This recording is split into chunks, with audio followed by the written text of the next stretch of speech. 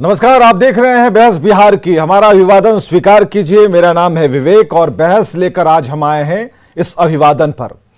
मुख्यमंत्री नीतीश कुमार को बुलावा आया था, निमंत्रण मिला था। खुद योगी आदित्यनाथ ने उन्हें फोन कर कहा कि भाई हम शपथ लेने वाले हैं, आइएगा नहीं। नीतीश कुमार ने तुरंत कहा क्यों नहीं आएंगे।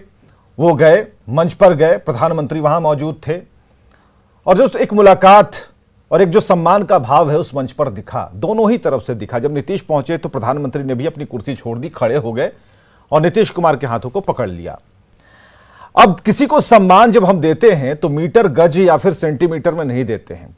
कितने फिट में होता है इससे भी कोई लेना देना नहीं है कि हम कितना झुकेंगे, कितना खड़ा रहेंगे, डिग्री कोण क्या होता है, एंगल क्या होता है, इस पर कोई बहस नहीं है। लेकिन बिहार में एक बहस चल रही है जिस बहस के कोई मायने नहीं है। बहस इस बात को लेकर, बयान इस बात को लेकर कि नीतीश कुमार झुके ही नहीं, पैर में पड़ गए। अब यह तस्वीर आप जरा देखिए, कहां पर नीतीश कुमार पैर पड़ रहे हैं और क्या इससे पहले कोई ऐसी तस्वीर नहीं आई थी। याद कीजिएगा, प्रकाश पर्व जब बिहार मना रहा था तो देश के प्रधानमंत्री नरेंद्र मोदी आए हुए थे और उस समय की तस्वीरें जिन्हें जिन्हें याद हैं वो जरा और याद कीजिएगा कि मुद्रा यही थी नीतीश कुमार की। नीतीश कुमार ने क्या कहा था, जरा हम चलाने जा रहे हैं, जरा सुनिए। नीतीश कुमार ने नरेंद्र मोदी की तारीफ में, जब रेल मंत्री नीतीश कुमार थे तब उन्होंने क्या कहा था, सुनिए भविष्यवाणी। उम्मीद है बहुत दिन गुजरात के दायरे में सिमट कर नरेंद्र भाई नहीं रहेंगे, देश को इनकी सेवाएं मिलेंगी। वैसे मुझको पूरी उम्मीद है बहुत दिन गुजरात के दायरे में सिमट कर नरेंद्र भाई नहीं रहेंगे, देश को इनकी सेवाएं मिलेंगी। 2003 का ये आप सुन रहे थे और देखिए एक और हम आपको नीतीश कुमार का बयान सुनाते हैं। उस दिन गुजरात के दायरे में सिमट कर नरेंद्र भाई नहीं रहेंगे, देश को इनकी सेवाएं मिलेंगी। वैसे मुझको पूरी उम्मीद है बहुत दिन गुजरात के दायरे में सिमट कर नरेंद्र भाई नहीं रहेंगे, देश को इनकी सेवाएं मिलेंगी। को वापस दिल्ली की धरती पर काबिज होना चाहिए कि नहीं होना चाहिए, और आपका उसमें कंट्रीब्यूशन कोई दूसरा नहीं काबिज हो सकता। मोदी जी का मुकाबला करने की किसी में क्षमता वगैरह है नहीं। 2019 में नरेंद्र मोदी को वापस दिल्ली की धरती पर काबिज होना चाहिए कि नहीं होना चाहिए, और आपका उसमें कंट्रीब्यूशन कोई दूसरा नहीं काबिज हो सकता, सब बता मोदी जी का मुकाबला करने की किसी में क्षमता वगैरह है नहीं। चलिए, बयानों में सम्मान का भाव था और इस सम्मान के भाव को जब आप देखेंगे बहुत संजीदगी के साथ तो अच्छा लगता है सुनकर भी, देखकर कि अगर पॉलिटिकल नेताओं, जो राजनेता हैं, उनके बीच में बहुत तरह की बयानबाजी होती है। हालांकि उसका स्तर लगातार गिरते जा रहा है, बावजूद इसके एक दूसरे की आंखों में एक दूसरे के प्रति अगर सम्मान का भाव है, अभिवादन में वो चीजें दिखती हैं तो एक मैसेज जाता है। नीतीश कुमार एक बड़े नेता हैं, बड़े चेहरे हैं और एक रिकॉर्ड बनाने की तरफ है बिहार में सबसे अधिक समय तक मुख्यमंत्री रहने का।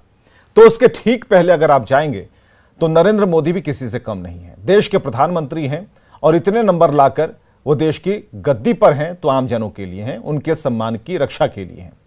लेकिन जो मंच पर हुआ उस पर कई तरह की आपत्ति हो रही, विपक्ष को सबसे ज्यादा आपत्ति है। तो क्या यह अभिवादन की समझ नहीं है इस वजह से, या कुछ और कारण है? इन्हें जरा तलाशने की कोशिश करेंगे। ज्ञान रंजन जी प्रवक्ता कांग्रेस से हमारे साथ हैं, सारिका जी प्रवक्ता आरजेडी से हमारे साथ हैं, अरविंद निषाद जी प्रवक्ता जेडीयू से और संजय टाइगर जी प्रवक्ता बीजेपी से हमारे साथ हैं। इस बहस के आज दूसरे दिन है। दूसरा दिन इसलिए क्योंकि लगातार आवाजें आ रही हैं। आवाजें आएंगी तो हम लोग बैठेंगे और विमर्श करेंगे और खासकर इस बहस को उस दिशा में ले जाएंगे जहां पर एक सीख मिलेगी कि झुकना किसे कहते हैं, सम्मान के तौर पर झुकना किसे कहते हैं।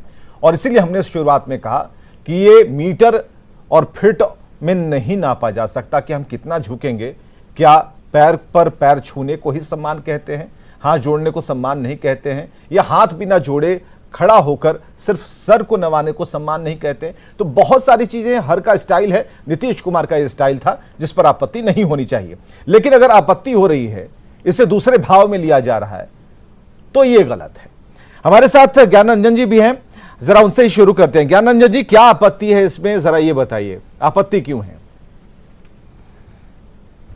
विवेक जी यहाँ आपत्ति की बात कहाँ आती है? एक जब शपथ ग्रहण का समारोह था, मुख्यमंत्री उत्तर प्रदेश के योगी नाथ ने उनको इनविटेशन दिया था, उसको स्वीकार करते हुए वहाँ गए। वहाँ स्वतः देश के प्रधानमंत्री मिले तो प्रोटोकॉल के तहत उसने एक शिष्टाचार मुलाकात और एक अभिवादन किया। अब रही बात इसको एंगल और देखने से, जब कुछ चीज़ों की बात आप देखोगे जो हिस्ट्री में, इतिहास में थोड़ा सा पीछे लेके जाएंगे तो आप देखोगे कि कैसे कैसे कहानी शुरू हुई थी।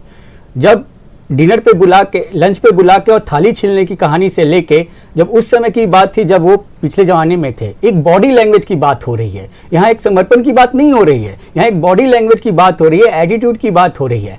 उन्होंने अभिवादन किया, अभिवादन देश के प्रधानमंत्री ने उनको स्वीकार भी किया और बहुत गर्मजोशी से भी उनका स्वीकार किया। और ये तो एक अच्छा प्रोटोकॉल है, एग्जाम्पल है जो सेट करे, जैसे हम जैसे युवाओं को सीखने को मिल रहा है।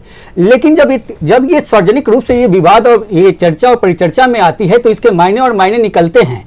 मैं गज, डिग्री और एंगल की बात करने यहाँ नहीं आया हूं, मैं ये बताने आया हूं कि ऐसी क्या सिचुएशन उभर के आ गई जो हमारे सूबे के जो मुख्यमंत्री हैं, जो अपनी चीजों को इस तरह से बहुत शिष्टाचार से और बहुत पूर्ण तरीके से रखते थे, बॉडी लैंग्वेज में अचानक इतनी लचक कैसे आ गई, ये देखने की बात है। क्योंकि पिछले 2 साल से, जब से ये सरकार बनी है, विधानसभा की जो 2020 से जो सरकार आई है एनडीए की, ये आपसी घटक दल है चारों में, चार पहिए जो गाड़ी के चारों दिशा में जा रहे हैं। सबसे बड़ा उदाहरण सहनी जी का है। आप इस लचक का कारण जानना चाहेंगे? नहीं, आप इस लचक का कारण जानना चाहेंगे? मैं एक बार इसे आप लचक का नाम दे रहे हैं।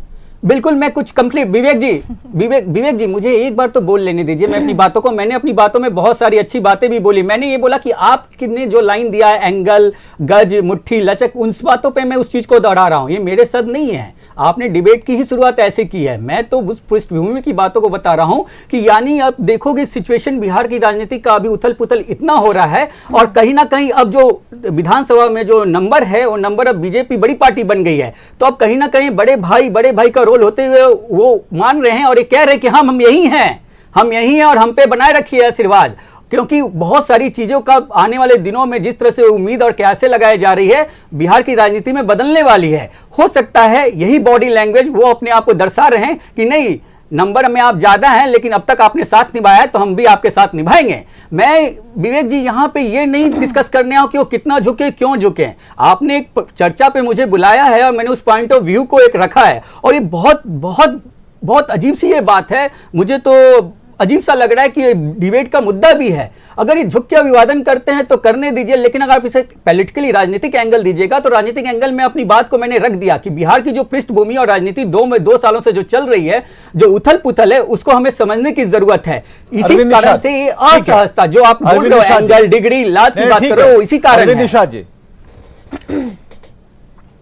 देखिए, जिस अदब के साथ हमारे नेता ने अपनी पूरी राजनीतिक जिंदगी में सभी लोगों का सम्मान किया है, उसका कल प्रकटीकरण था। इस अवसर पर मैं एक शेर कहना चाहता हूं, अदब से झुकना मेरी फितरत में शामिल था, मगर हम क्या झुके, लोग तो खुदा ही हो गए।